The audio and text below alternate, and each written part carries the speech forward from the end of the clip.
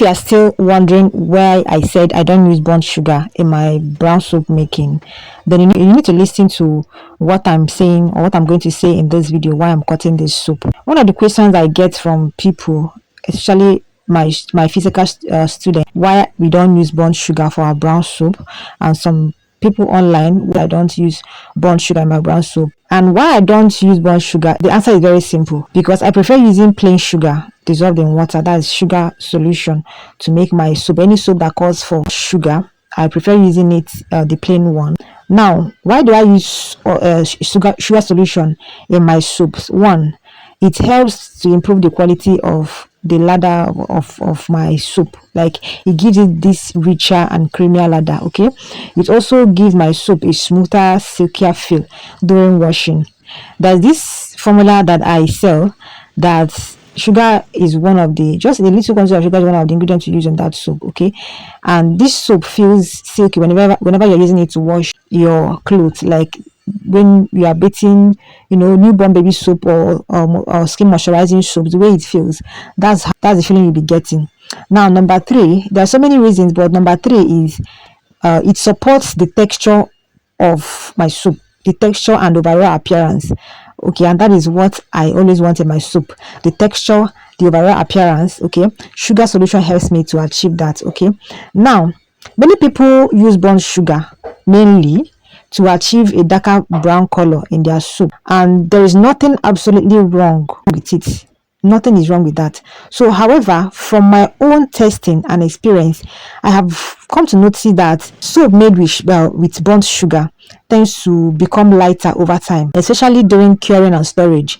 Like when you make that soap, sometimes when you wrap it, air will have its way of entering that soap, and it will be changing the color. Or if you now wrap it and keep it like that, it will be changing the color. I have this soap I formulated for a client that came all the way from Meduguri.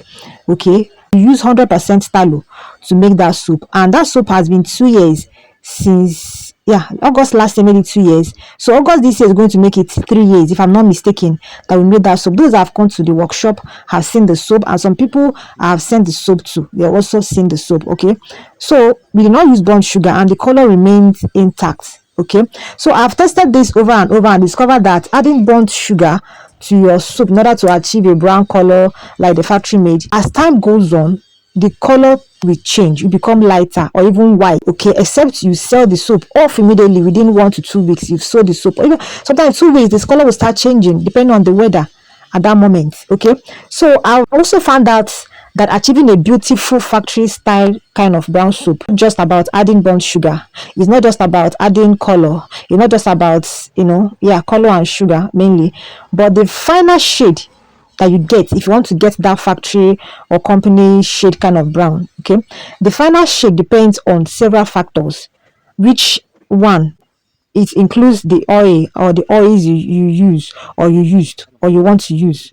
Oil or oils you are using will determine the shade you're going to get, the shade of brown you're going to get. Okay, and second factor is the bleaching of the oil. If you're using palm oil, even if you're not using palm oil, you can still bleach your oil. Okay, now the level of the bleaching will still give you the shade of brown you want. Okay, and the other factor is the formulation, the formulation ratio. Yes, it includes, and the oil ratio too. Okay, the oil ratio too. If you're making 100% oil soup and you want to achieve that brown factory kind of, you need to bleach the oil too. Even if the oil is not supposed to be bleached, there's the way you go about all these things. Okay, like I always say, soap making is vast. Everything production is vast. We don't know it all. It's during practical experiments that is what teaching me the things that people think I pay to learn.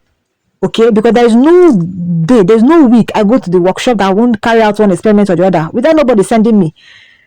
Okay, and one of the things I do in that workshop is experiments, creating formulas for people that knows me know this very well, creating formulas for people. Okay, so that is why it seems as if I know too much, but I don't know too much. So now experiments what they do now, they make me open my eyes to some things which I didn't know before.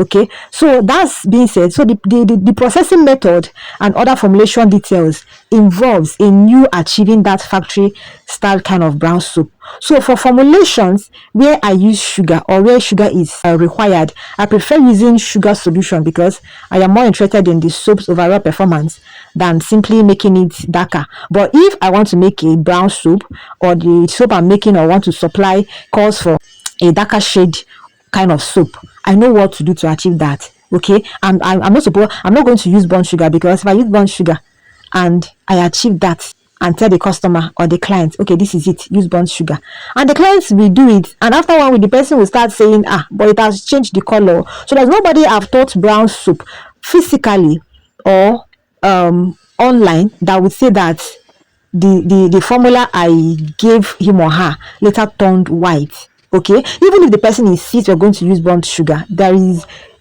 a percentage or level we're going to use it at.